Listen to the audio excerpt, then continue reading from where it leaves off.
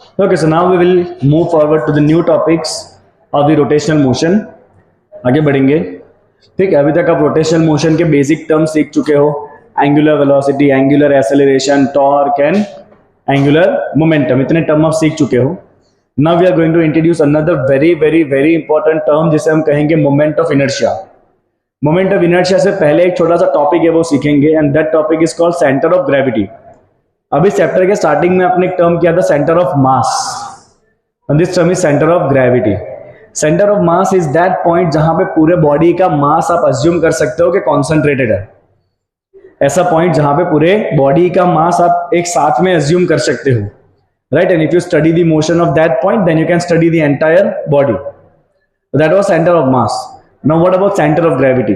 तो centre of gravity that point about which total moment of gravitational force of system is zero.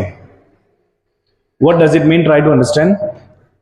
See, center of gravity. Center of gravity का मतलब हो जाएगा, it is the point about which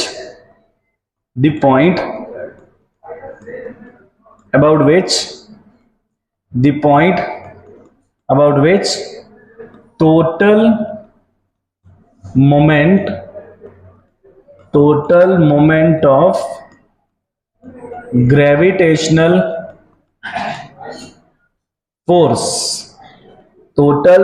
of gravitational force is zero, right? तो ऐसा point जहां पे क्या zero होना चाहिए? ग्रेविटेशनल फोर्स का मोमेंट मतलब torque, right? What does it mean? चलो, टॉर्क क्या होता है बेटा? किसका टॉर्क? ग्रेविटेशन फोर्स का. कितना होना चाहिए? पूरा मिला के टोटल टॉर्क कितना होना चाहिए? जीरो होना चाहिए. तो उस पॉइंट को हम क्या कहेंगे? सेंटर ऑफ ग्रेविटी कहेंगे. अब टॉर्क क्या होता है? R cross F. टॉर्क क्या होता है? R cross F, right? तो बहुत सारे पॉइंट है, तो आप क्या लिख सकते हो? Torque equal to R I cross F I. कौन सा फोर्स? ग्रेविटी. इसका सम क्या होना चाहिए? Zero. What is the gravitation force? Gravitation force क्या होता है? m into G. Gravitation force क्या होता है बेटा? m into G, right? तो you can write it like this, it should be equal to zero, right? मतलब अब एक सिंपल एग्जांपल समझो. Suppose you have a cardboard. आपके पास अगर एक कार्डबोर्ड है, लेट्स से यहाँ पे अलग अलग पार्टिकल्स है कार्डबोर्ड पे, और मुझे अगर इस कार्डबोर्ड को बैलेंस करना है on a tip of the pen, so वो किस पॉइंट के ऊपर बैलेंस होगा? It will balance on the point called center of gravity, right? Suppose मान लीजिए मैंने इस पॉइंट के नीचे यहाँ पे ऐसे टिप रख दिया,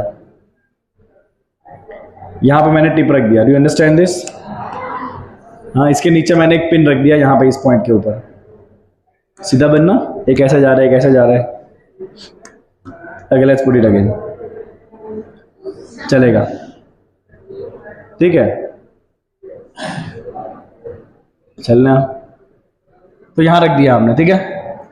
अब देखो यहाँ पे सपोज अलग अलग मास है. लेट्स से this mass is m1, this mass is m2, this mass is m3, this mass is m4 and this mass is m5, right? Let's से अलग अलग मास का डिस्टेंस अलग अलग होगा. लेट्स से इसका मास है यहाँ से r1, इसका डिस्टेंस है यहाँ से r2, इसका डिस्टेंस है r3, इसका डिस्टेंस है r4, इसका डिस्टेंस है r5, राइट? हर एक को ग्रेविटेशन फोर्स लग रहा होगा. इसको लग रहा होगा m1g, इसको लग रहा होगा बेटा m2g, इसको लग रहा होगा m3g, इसको लग रहा होगा m4g, इसको लग रहा होगा m5g. m5 वाले को निकाल ही देता है, कोई काम नहीं है उसका. ठीक है, तो ये सारे क्या कोशिश कर रहे हैं? कार्डबोर्ड को इस तरफ झुकाने की कोशिश कर रहे हैं. ये सारे क्या कोशिश कर रहे हैं? कार्डबोर्ड को इस तरफ झुकाने की कोशिश कर रहे हैं. कौन कोशिश कर रहा है झुकाने का? फोर्स नहीं, टॉर्क. टॉर्क क्या होता है? Force into distance. तो इस तरफ वाले का टॉर्क क्या होगा बेटा? इस तरफ वाले का टॉर्क हो जाएगा r3 इंटू ये फोर्स m1g m3g.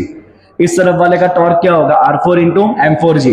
इस तरफ वाले का टॉर्क क्या होगा? r1 into m1g. इसका torque r2 into m2g, right? तो अगर ये पूरे टॉर्क को मिला के अगर टोटल जीरो हो रहा है तो ये पॉइंट क्या होगा? उसका सेंटर ऑफ ग्रेविटी होगा. और इस पॉइंट के ऊपर आप बॉडी को बैलेंस कर सकते हो. अगर देखो टॉर्क इस तरफ ज्यादा हो गया तो कार्डबोर्ड इस तरफ झुक जाएगा. अगर टॉर्क इस तरफ ज्यादा हुआ तो कार्डबोर्ड इस तरफ झुक जाएगा. तो अगर कार्डबोर्ड को आपको बैलेंस रखना है तो पॉइंट वो होना चाहिए जहां पे ये सारे टॉर्क क्या हो जाए? बैलेंस हो जाए, जीरो हो जाए. So that point is called center of gravity, right? So we can write here, this is the point G, लिख देते हैं इसको. I'll just write here about the point G.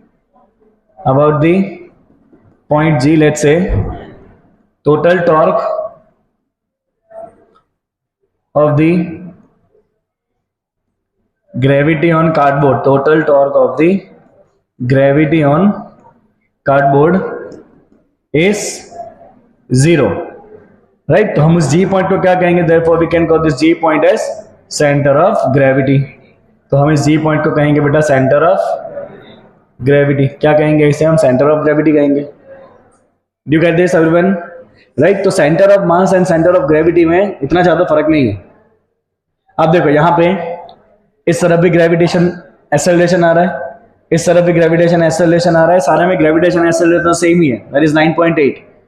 तो मैं दोनों तरफ से ग्रेविटी को कैंसिल कर सकता हूं. अब मैं ग्रेविटी को कैंसिल कर दूं तो फिर क्या बचेगा यहाँ पे? m1r1, m2r2, m3r3, m4r4.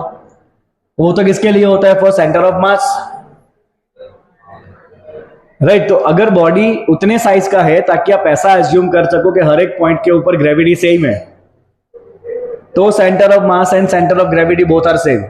But अगर बॉडी बहुत बड़ा है, इतना बड़ा है बॉडी ताकि उसके अलग अलग पॉइंट पे ग्रेविटी अलग अलग हो जानी है, तो उस केस में centre of mass and centre of gravity अलग अलग रहेगा. क्योंकि इसके बाद वाले चैप्टर में आप सीखोगे कि ग्रेविटी का वैल्यू कांस्टेंट होता नहीं है. Gravity varies with height, gravity varies with depth and gravity also varies from point two point on earth. तो अगर ऑब्जेक्ट इतना बड़ा है ताकि एक पॉइंट पे कुछ अलग ग्रेविटी लग रहा है, दूसरे पॉइंट पे कुछ अलग ग्रेविटी लग रहा है, तो वहां पे ग्रेविटी कैंसिल होनी नहीं है. तो वहां पे centre of mass and centre of gravity both are different. अगर ग्रेविटी अलग अलग है अलग अलग पॉइंट के ऊपर, तो ग्रेविटी फिर कट नहीं होगी. तो वहां पे centre of mass and centre of gravity कैसा होगा? अलग अलग होगा. बट अगर ऑब्जेक्ट छोटा है, इतनी साइज का है ऑब्जेक्ट ताकि उसके हर एक पॉइंट के ऊपर ग्रेविटी का वैल्यू सेम है, तो आप ग्रेविटी कैंसिल कर सकते हो. तब जाके क्या बचेगा आपका? तब जाके आपका बचेगा centre of mass and centre of gravity both are same. Do you understand concept clear? Centre of mass क्या है, सेंटर ऑफ ग्रेविटी क्या है? तो सेंटर ऑफ ग्रेविटी वो पॉइंट है जिस पॉइंट के ऊपर आप बॉडी को बैलेंस कर सकते हो. बैलेंस करने का मतलब क्या है? सारे टॉर्क क्या हो जाना चाहिए? 0 हो जाना चाहिए. किसका टॉर्क? ग्रेविटेशन फोर्स का. Right, let's see. If the body is so extended that G varies from part to part of the body, then the center of gravity and center of mass will not coincide. The center of mass has nothing to do with center of gravity. It depends only on the distribution of mass of the body. Center of mass जब आपने किया था ना, तो उसमें खाली क्या आता था? m1r1, m2r2, m3r3. उसमें ग्रेविटी का कोई जिक्र नहीं था. तो सेंटर ऑफ मास को सेंटर ऑफ ग्रेविटी से कोई लेना देना नहीं है. Both things are completely different. Got it? चलिए अब आएंगे बेटा मोस्ट इंपॉर्टेंट टर्म के ऊपर, और वो टर्म है moment of inertia. Right, so बेटा आपको ऐसा पता होगा, इनर्शिया मतलब resistance toward the change in state of motion. Right, stationary object try to remain stationary and moving object try to keep on moving with the same velocity, and the reason behind this is inertia. linear motion में inertia कौन provide करता है? mass.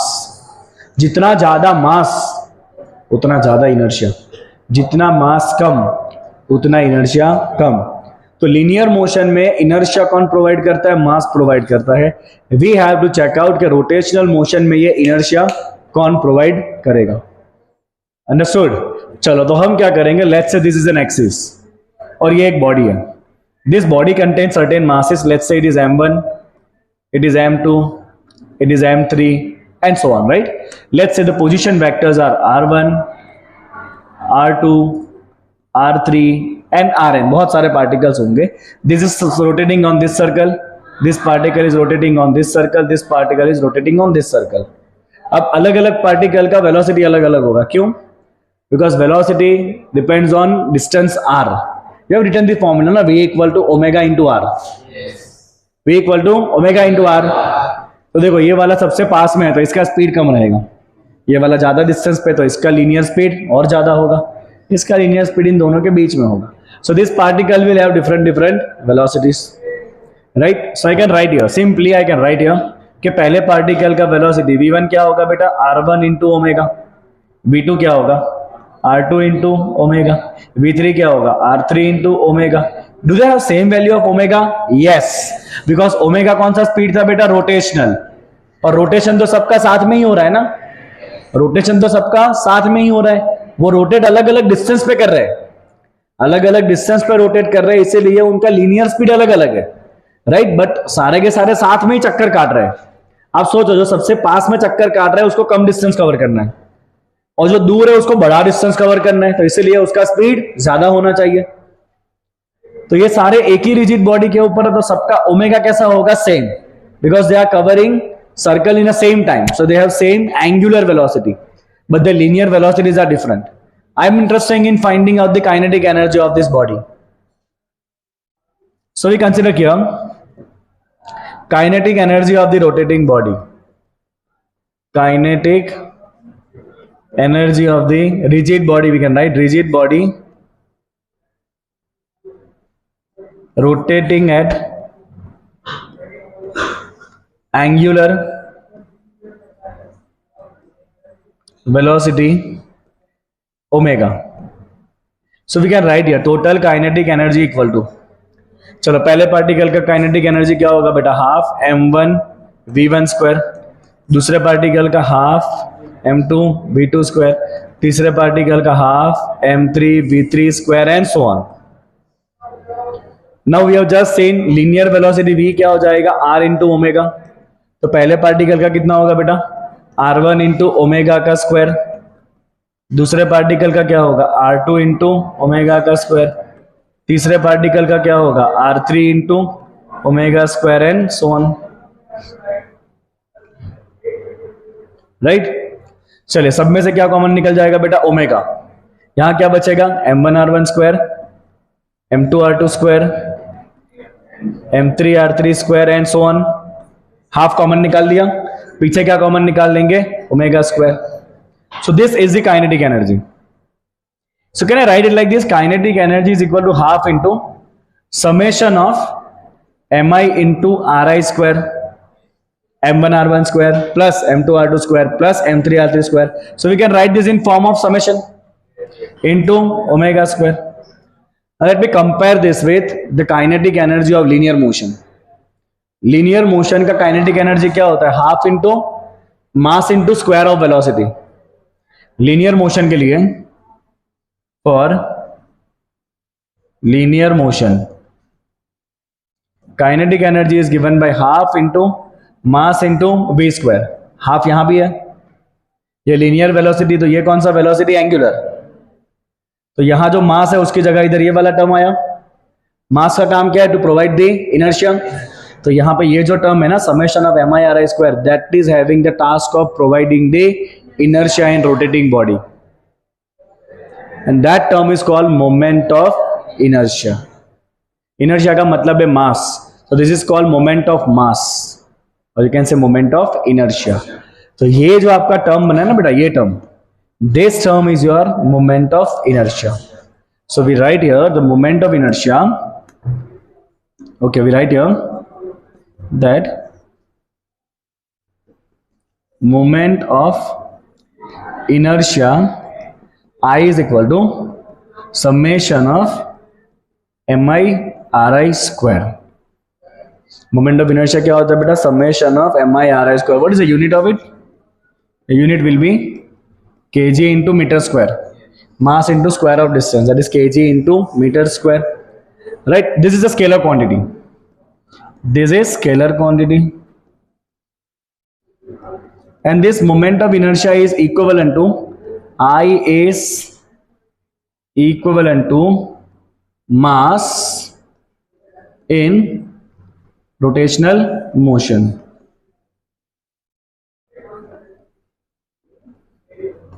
Right? Now let's solve one simple example. एक simple से example करते हैं, ठीक है? Okay, let's say that we have an object जिसमें एक रिजिड बॉडी है, उसमें पहला मास है सपोज 5 kg और उसका पोजीशन दिया है सपोज 2 मीटर. एक दूसरा मास है 2 kg, उसका घूमने का पोजीशन दिया है सपोज 1 मीटर. एक और मास है बेटा 5 लेट्स से 4 kg और वो घूम रहा है let's say at a distance of 3 metre. तीन पार्टिकल घूम रहे हैं सिस्टम के अंदर, तीन पार्टिकल है, तीनों इतने इतने मास के और इतने डिस्टेंस पे घूम रहे हैं। इस सिस्टम का मोमेंट ऑफ इनर्शिया फाइंड करना है। So we write down moment of inertia I equal to m1 x1 square, r की जगह यहां पे x दिया हुआ है, x is a distance right, m1 x1 square plus m2 x2 square plus m3 x3 square. What is m1 5, what is x1 2, what is m2 2, what is x2 1, what is m3 4, what is x3 3, 2 square 4, 4 into 5 20 plus 2, 3 square 9 4 are 36. So here the moment is equal to 58 kg into meter square. तो यहाँ पे बेटा moment कितना है, 58 है। Do you understand this? Do you understand this? Clear एकदम। चलो अब अगर वेरिएबल मास है तो क्या करेंगे, आपने ना जब सेंटर ऑफ मास किया था ना, वहां भी आपने वेरिएबल मास का एग्जांपल किया था। सो यहां पे अगर वेरिएबल मास है तो क्या करना है बेटा, so for variable mass your moment of inertia I is given as integration of dm into x square. Moment of inertia क्या बेटा, मास इंटू स्क्वायर ऑफ डिस्टेंस। तो जो भी मास डिस्ट्रीब्यूशन दिया है उसके साथ डिस्टेंस के स्क्वायर को मल्टीप्लाई करके इंटीग्रेट कर दो।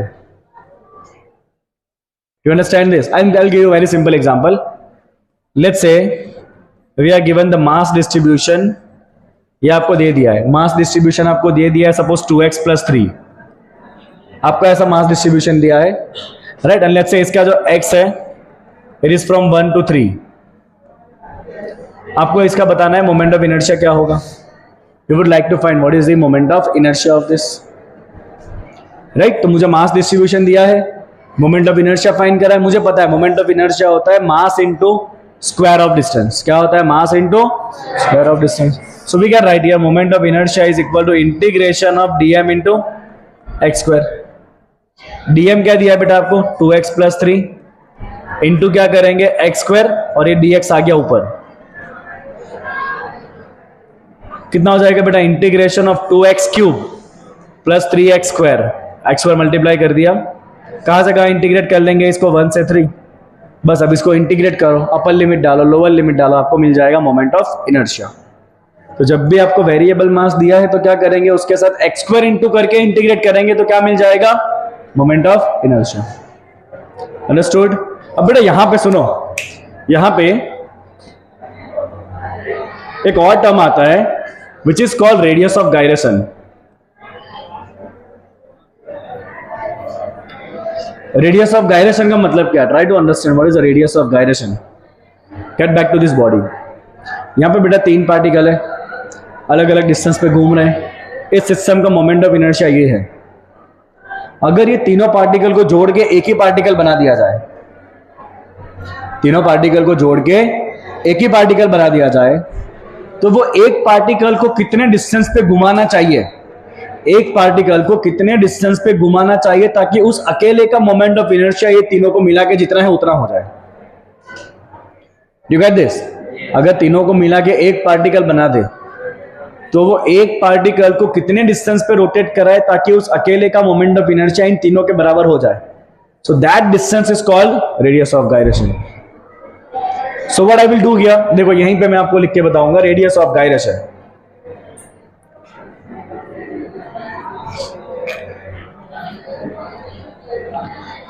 ठीक है बेटा, ध्यान यहां पे।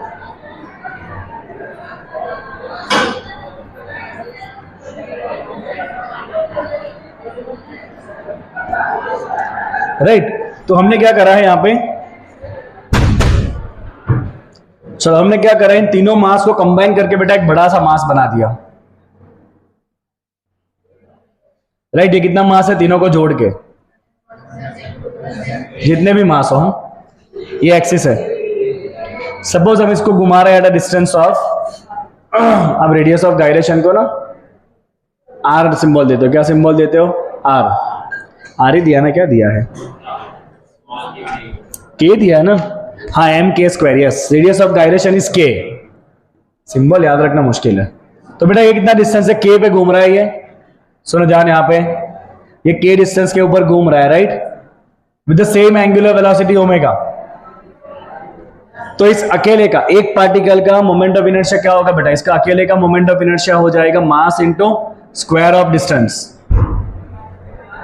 और ये मोमेंट ऑफ इनर्शिया कितना होना चाहिए? पूरे बॉडी को मिला के जितना है उतना होना चाहिए, राइट। तो ये मोमेंट ऑफ इनर्शिया कितना होना चाहिए बेटा? This should be equal to the same value तो यहां पर है MI/RI स्क्वायर, ये इस अकेले का होना चाहिए। इसको सॉल्व करके आपको K निकाल देना है, and that K is equal to your radius of gyration, right. इस K को हम क्या कहेंगे बेटा? रेडियस ऑफ गायरेशन कहेंगे। देखो जैसे कि अगर मान लीजिए मैं अपने एग्जांपल में, अब मैंने जो एग्जांपल लिखा है इसमें अगर मैं रेडियस ऑफ गायरेशन फाइंड करूं तो कितना आएगा इसमें radius of gyration? So moment of inertia इतना आ गया आपका। I will write this I equal to MK square, and total mass कितना है तीनों को मिला के 5 + 2 + 4 11 kg।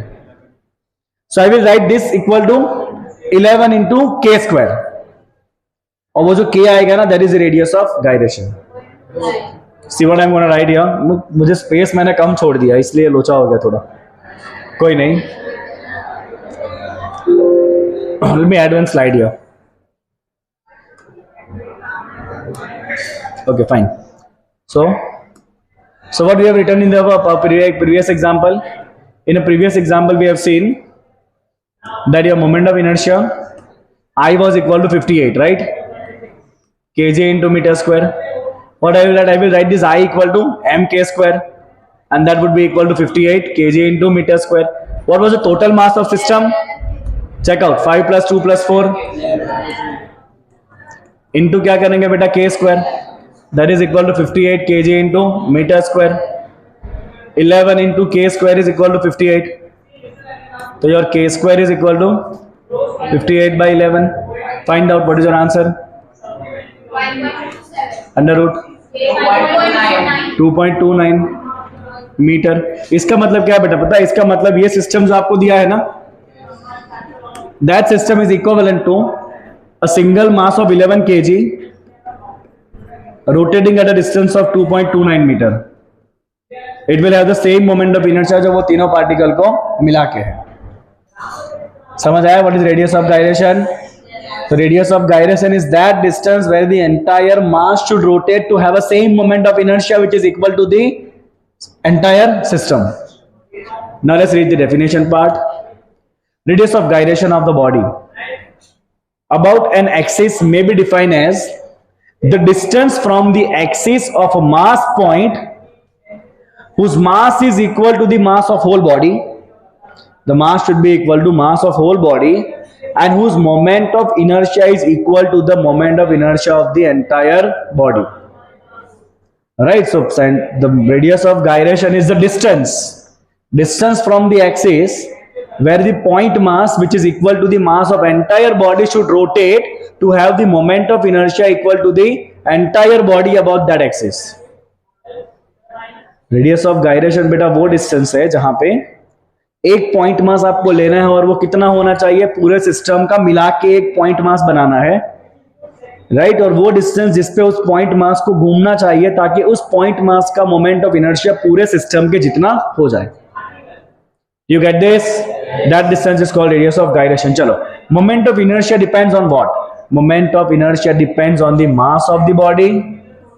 It depends on its shape and size, and also depends on the distribution of the mass about the axis of rotation, and also about the position and orientation of the axis. Very important.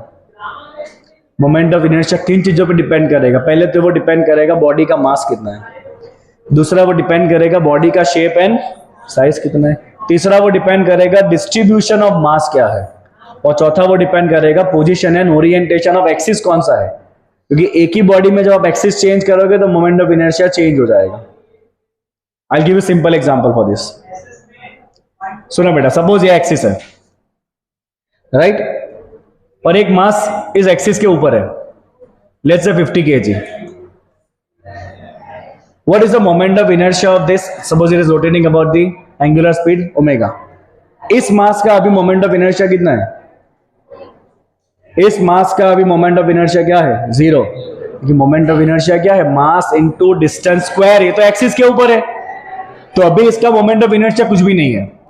अगर यही 50 kg थोड़ा बाहर निकल जाए, let's say 1 metre पे आ गया, अब क्या हो जाएगा मोमेंट ऑफ इनर्शिया इसी का 50 into 1 square, दैट बिकम 50। अगर यही 50 kg मान लो 5 मीटर पे चला गया, अब कितना हो जाएगा moment of inertia 50 into 5 square, 1250। सो देखो ये मास पे तो डिपेंड कर ही रहा है, बट साथ में ये डिपेंड करता है कि मास का डिस्ट्रीब्यूशन कैसा है। मास जितना एक्सिस से दूर होगा उतना उसका मोमेंट ऑफ इनर्शिया ज्यादा होगा, जितना वो मास एक्सिस के पास लाओगे उतना मोमेंट ऑफ इनर्शिया कम होता जाएगा, और जब मास एक्सिस के ऊपर आ जाएगा फिर उसका कोई मोमेंट ऑफ इनर्शिया बचना नहीं है। You get this? Okay, consider में एक्सिस चेंज कर दो just for the example, try to understand. Suppose we have a rod, अभी हम सारे शेप के देखने वाले। Suppose we have a rod, the rod is rotating about this axis. You will find out अगर rod ऐसे रोटेट हो रहा है ना about this axis, if the rod is rotating like this,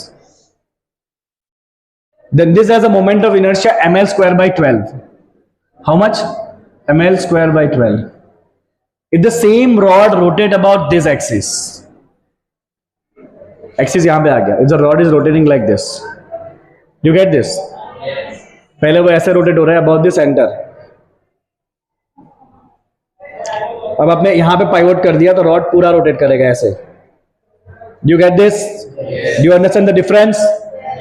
Do you understand the difference? आपने यहां पे axis लगा दिया तो पूरा रॉड उसके आजू बाजू घूमेगा, तो यही रॉड का अगर इस एक्सिस पे है तो मोमेंट ऑफ इनर्शिया हो जाता है ml square by 3।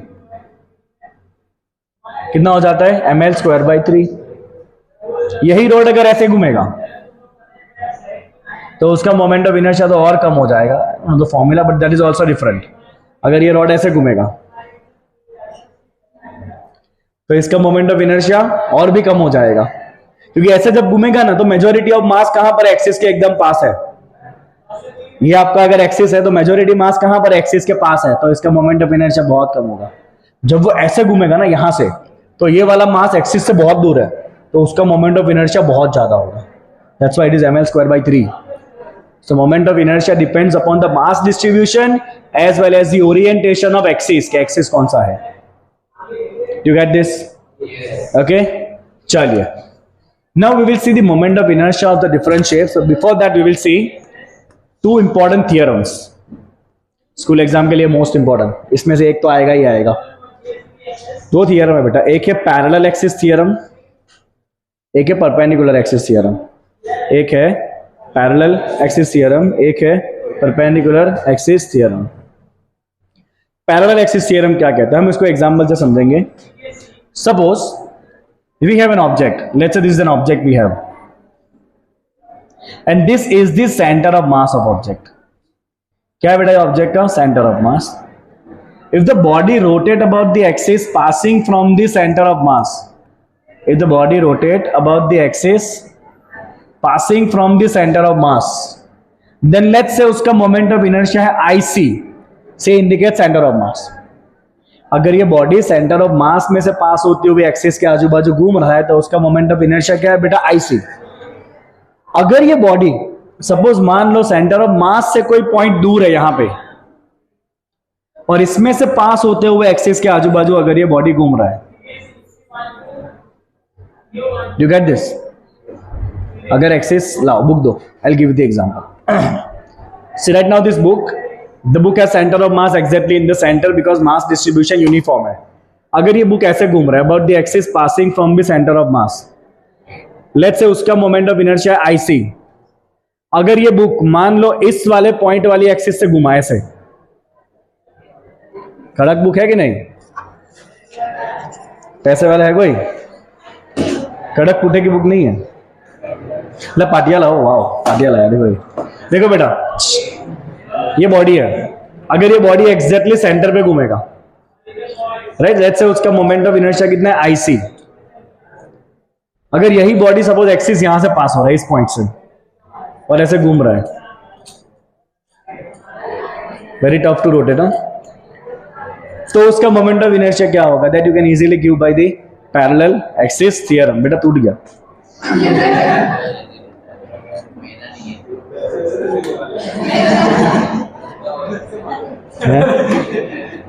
चलो सो बेटा अगर बॉडी इस एक्सिस के आजू बाजू रोटेट हो रहा है और ये एक्सिस देखो क्या है, ये एक्सिस सेंटर ऑफ मास से पास होती हुई एक्सिस के पैरेलल है। सेंटर ऑफ मास वाला जो एक्सिस है उस एक्सिस के पैरेलल ये एक्सिस है। अगर बॉडी इस एक्सिस के आजू बाजू घूम रहा है और उसका सेंटर ऑफ उसका मोमेंट ऑफ इनर्शिया अगर आई है एंड लेट्स से दोनों एक्सिस के बीच का डिस्टेंस है d, so moment of inertia about this axis I is given by IC plus md square. I is given by IC plus md square. I is given by what? इसको बड़े अक्षरों से लिखेंगे अलग colour से, यही तो जान है इसका। I equal to IC plus md square.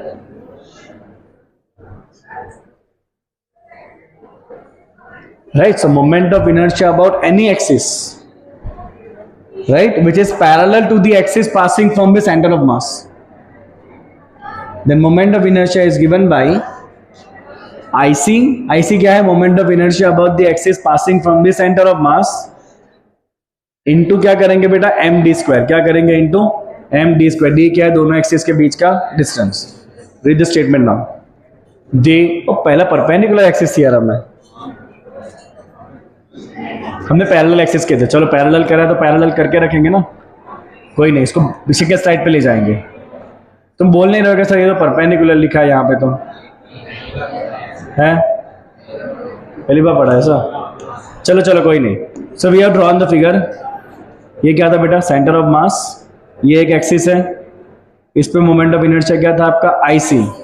अगर बॉडी ये पॉइंट से पास होते हुए एक्सिस के आजू बाजू घूम रहा है, राइट, लेट्स से उसका मोमेंट ऑफ इनर्शिया I है और इन दोनों एक्सिस के बीच का डिस्टेंस क्या है? d।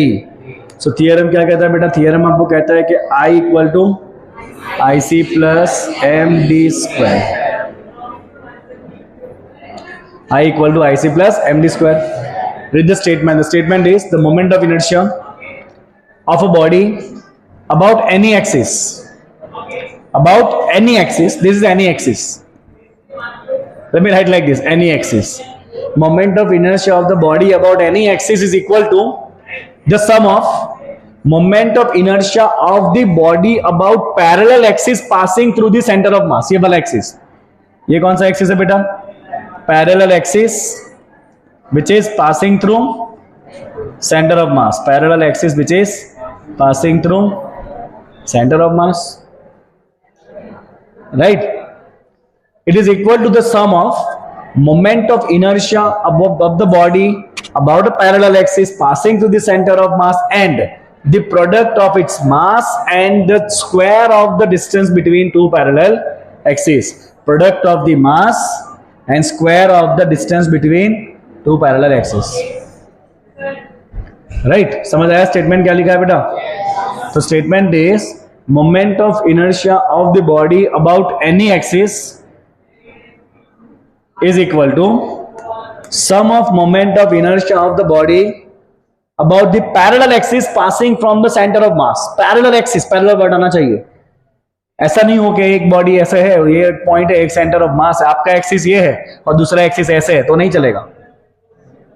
the axis should be parallel, so it is equal to the sum of moment of inertia about the parallel axis passing from the center of mass and what? product of mass and square of distance, mass and square of distance between two parallel axes। चलो बेटा एक छोटा सा इसका example करते हैं, कहाँ गया? हाँ चलो बेटा एक छोटा सा इसका एग्जांपल समझते हैं। Okay, let's take the case of a rod only. Rod का एग्जांपल समझते हैं, ठीक है, so that the things become clear। चलो सपोज रॉड है एक, बेटा ये रॉड का सेंटर ऑफ मास क्या होगा? Obviously geometric centre, and I am giving you the value. Rod का सेंटर ऑफ मास पे मोमेंट ऑफ इनर्शिया होता है बेटा ml²/12। It is by define, अब प्रूव भी कर सकते हो बट हमें प्रूव करने का नहीं पूछा गया है, right? ml²/12। Okay, now suppose rod is rotating about this axis and I would like to find this I। So as per the theorem, I is equal to IC मतलब moment of inertia about the axis passing from the center of mass and parallel to the given axis. Or you can write moment of inertia about the parallel axis passing to the center of mass. IC क्या है? Moment of inertia about the parallel axis passing from the center of mass. मैं ना इसको highlight करूंगा. कहां गया parallel?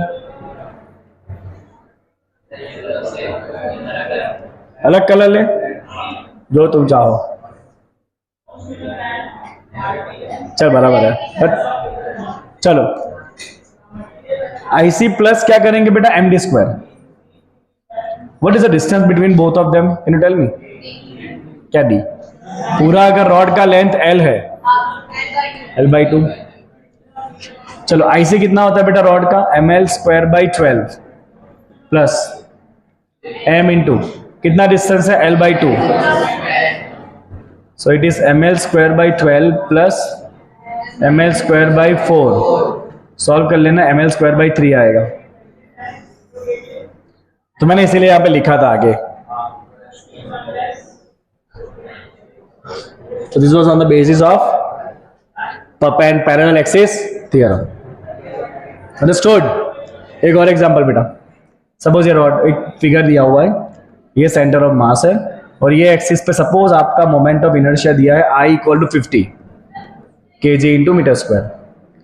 Right, एक और एक्सिस है बेटा, इस पे आपका मोमेंट ऑफ इनर्शिया दिया, just for the example let's say 100. इन दोनों के बीच का डिस्टेंस दी है एंड बॉडी का मास सपोज है 5 kg. Can you find the value of D? By which formula? I = what is I? 100. What is IC? 50. What is mass? 5 into D square. 100 minus 50. 50 equal to 5 into D square. So D square equal to 10. Take under root 3.1 जैसा कुछ answer आ जाएगा आपका, जो भी है. समझ आया बेटा? स्टेटमेंट लिख पाओगे? Moment of inertia about any axis is sum of moment of inertia about the parallel axis passing from center of mass and product of mass and square of distance between the parallel axis. आपको यहीं से लिखना है बेटा. moment of inertia about any axis is equal to sum of moment of inertia about the parallel axis passing from the center of mass and product of mass and square of distance between the axis. लिख पाओगे? yes. चलो आगे बढ़े, पीछे चलते हैं.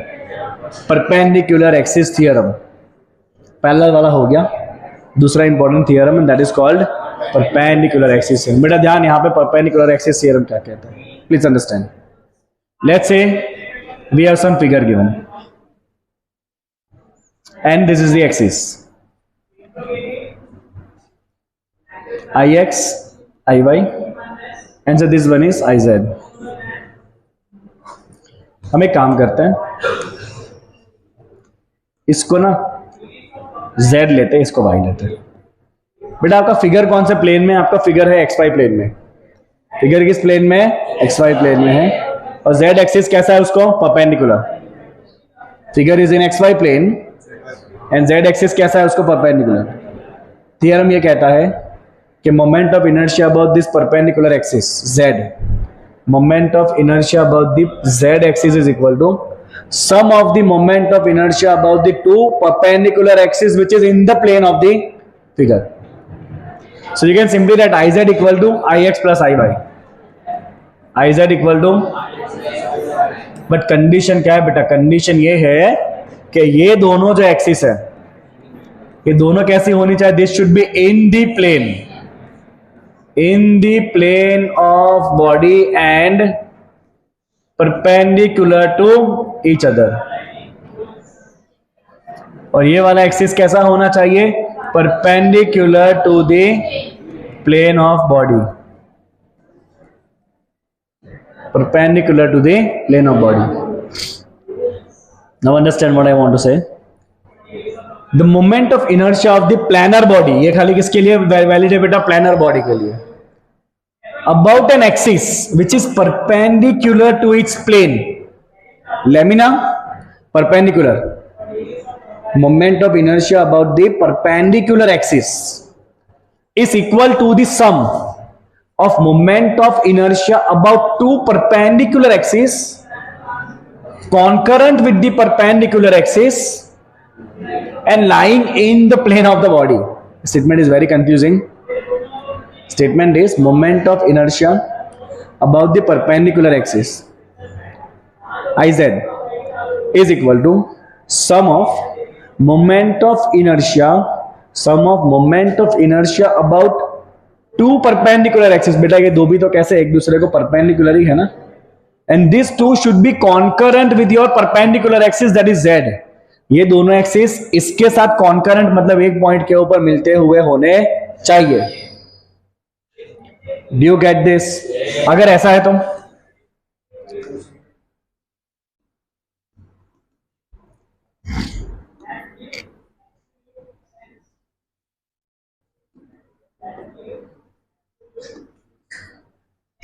तो यहां पे आपका थियरम वैलिड नहीं है. क्यों वैलिड नहीं है बेटा? क्योंकि ये तीनों एक्सिस कॉन्करेंट नहीं है. Do you get this? Right. तो तीनों एक्सिस आपस में कैसी होनी चाहिए? कॉन्करेंट होनी चाहिए.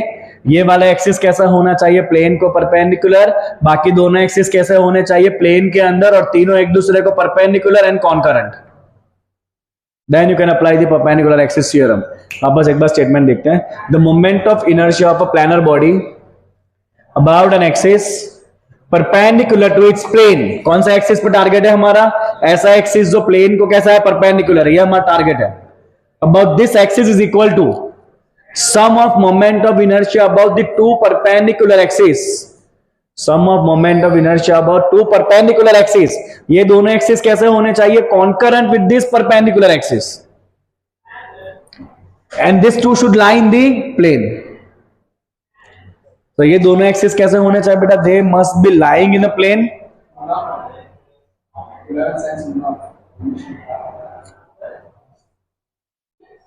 आ रहा हूं बेटा. राइट. मुनाफ सुन के तो वही बॉलर ध्यान में आता है, मुनाफ पटेल. इतने मस्त उसके एक्शन थे ना, ऐसे करके आता था मुनाफ पटेल, ऐसे करके आता था. इतना स्मूथ एक्शन था उसका.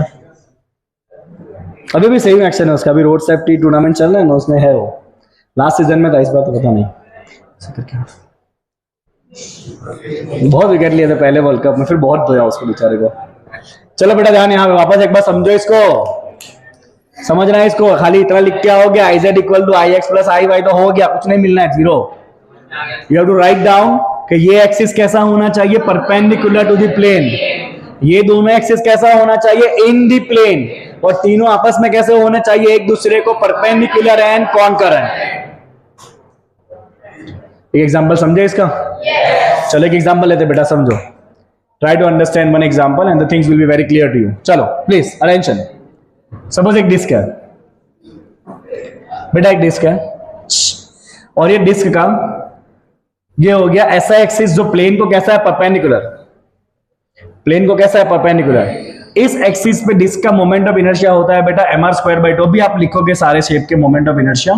अभी के लिए याद रखो, डिस्क जब घूमती है राइट, तो उसके एक्सिस पे मोमेंट ऑफ इनर्शिया कितना बनता है? mr²/2. मुझे मोमेंट ऑफ इनर्शिया फाइंड करना है about the diameter. Do you get this? अगर ये डिस्क अबाउट द डायामीटर घुमा, what does it mean? Assume कर लो कि ये डिस्क है तो नहीं, बट मान लो डिस्क है.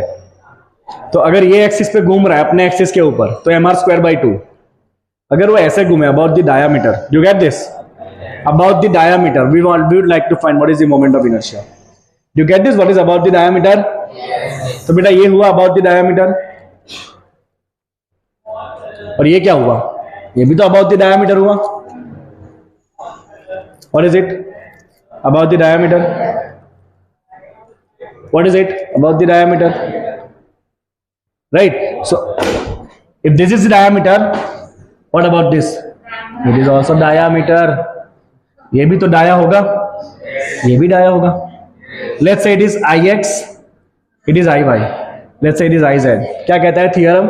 ये परपेंडिकुलर वाली एक्सिस पे मोमेंट ऑफ इनर्शिया दोनों प्लेन वाले एक्सिस के सम जितना होगा. चलो परपेंडिकुलर एक्सिस पे कितना डिफाइन कर दिया है? mr²/2. ये प्लेन में दोनों तो डायमीटर है, दोनों सेम होगा. What you can write, I X plus I X, क्योंकि दोनों सेम है. यस और no? So what you can write, M R square by 2 is equal to 2ix. So what you will get? You will get mr square by 4 is equal to ix. थोड़ा लिखते हैं side पे. कितना हो जाएगा बेटा? ix हो जाएगा आपका mr स्क्वायर बाई 4. अगर मुझे यहाँ रेडियस ऑफ गायरेशन निकालना है तो मैं क्या करूंगा? मैं ये i की जगह क्या रख दूंगा? m k square. That's it. mm cut हो जाएगा, अंडर रूट निकाल लेंगे, k मिल जाएगा. You get this? जब भी रेडियस ऑफ गायरेशन निकालना है, आई की जगह क्या लग देना है? एम के स्क्वायर. क्या लिखेंगे आई की जगह पे? एम के square. Understood? So this are the two very very very important phenomena of moment of inertia, parallel axis and perpendicular axis theorem. Now we are going to have small break, and after that we will see the moment of inertia of the different bodies, and then we will go for the kinematics of the rotational motion. Some 3-4 theories are still left, and then we will be on the numerical part. So we will have a break for 5 minutes, then we will continue. Now let's see the moment of inertia of the different shapes. So basic shape के moment of inertia हमें सीखने. Let's see. Attention everyone. Okay, सबसे पहला सबसे basic shape कौन सा है? सबसे basic shape है rod. बेटा सबसे बेसिक शेप कौन सा होता है? रॉड होता है, राइट? ओके, कौन कौन सा एक्सिस पे पूछा जा सकता है आपको? तो रॉड का खुद के ज्योमेट्रिकल एक्सिस पे कितना होता है बेटा? M R square by M L square by 12. M L square by 12. और अगर रॉड अपने एंड के आजू बाजू घूम रहा है तो क्या लिखेंगे? Yes, we have just seen by parallel axis theorem, M L square by 3. What will write? We'll write ml square by 3. Okay, ये हो गया रॉड के दो केसेस. अगर इसमें रेडियस ऑफ गायरेशन चाहिए क्या करेंगे? एम के स्क्वायर सॉल्व करेंगे, एम के स्क्वायर सॉल्व कर लेंगे, रेडियस ऑफ गायरेशन आपको मिल जाएगा. ये पहला शेप हो गया रॉड. दूसरा शेप है बेटा ring. So if you have a ring about this axis, about the axis of ring, moment of inertia of the ring is given by mr square. क्या होता है बेटा रिंग का about the axis? mr square. और अगर ring about the diameter घूम रहा है, about the diameter, अगर रिंग घूम रहा है about the diameter, जिस तरह से आपने डिस्क में किया था आधा हो गया था about the diameter, तो रिंग में भी आधा हो जाएगा. it will become mr square by 2. about the diameter कितना होगा बेटा? ये mr square by 2. ये हो गया सेकंड शेप. इसी रिंग को अगर आप कंटिन्यू करोगे क्या बनेगा? Hollow cylinder. रिंग के नीचे रिंग के नीचे रिंग के नीचे रिंग के नीचे रिंग रखते जाओ, क्या हो जाएगा? Hollow cylinder. तो होलो सिलेंडर और रिंग का सेम होता है. So if it is the case of hollow cylinder, it is the case of hollow cylinder. तो बेटा होलो सिलेंडर का you can represent the hollow cylinder like this. So if the cylinder rotate about this geometric axis, क्या होगा? mr square. क्या हो जाएगा? mr square, right? अगर ये सिलेंडर इस एक्सिस के आजू बाजू रोटेट हो रहा है, ऐसा रोट आ रहा तो नहीं, तो आपका आंसर दो चीजें बनेगी. यहां पे बनेगा mr स्क्वायर बाई 2 तो बनेगा, साथ में बनेगा ml स्क्वायर बाई 12. साथ में क्या बनेगा? ml square by 12. Well l is the length. L is the length. Okay, wait a second. So the next shape is disc. अब नॉन स्टॉप फॉर्मूला लिखेंगे. Next shape is disc. तो ये हो गया आपका डिस्क, राइट? डिस्क का ये geometric axis. Disc के ज्योमेट्रिक एक्सिस पे मोमेंट ऑफ इनर्शिया होता है mr स्क्वायर बाई 2. डिस्क के डायामीटर पे होता है mr स्क्वायर बाई 4. और डिस्क का अगर टेंजेंशियल एक्सिस है, कैसा एक्सिस है? टेंजेंशियल. समझते हो टेंजेंशियल क्या होता है ना? तो अगर टेंजेंशियल एक्सिस है तो होता है 3/2 mr स्क्वायर, बट वो हम जब जरूरत पड़ेगी पैरेलल एक्सिस थ्योरम से फाइंड कर लेंगे. दो आपको याद रखने हैं, राइट? तो ये हो गया डिस्क. अगर आप डिस्क के नीचे डिस्क जोड़ते जाओ, what you will get? Solid cylinder. तो सॉलिड सिलेंडर और डिस्क का फॉर्मूला सेम होता है. Solid cylinder right. तो सॉलिड सिलेंडर एंड डिस्क दोनों का फॉर्मूला कैसा होता है, सेम होता है। तो ये हो गया आपका solid cylinder.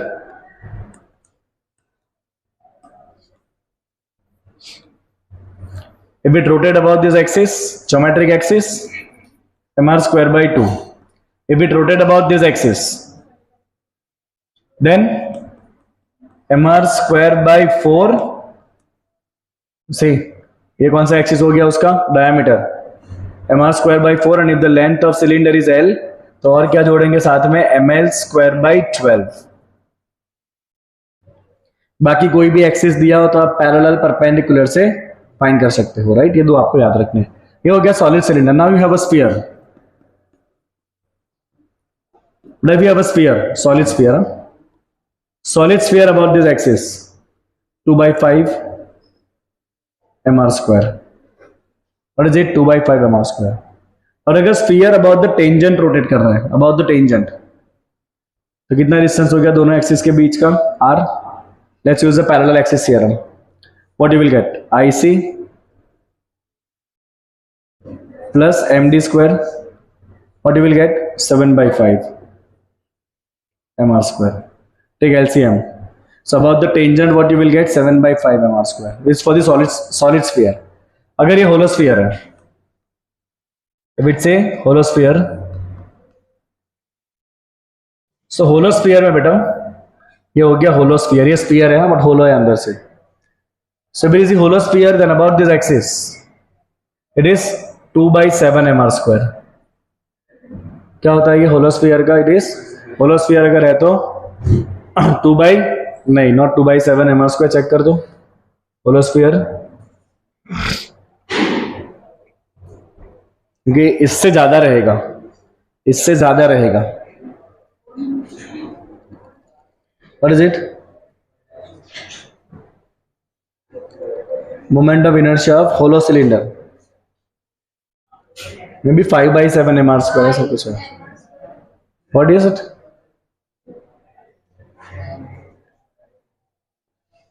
It is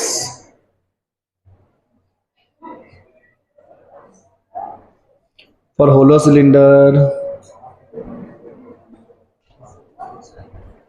hollow sphere का क्यों नहीं दिया है?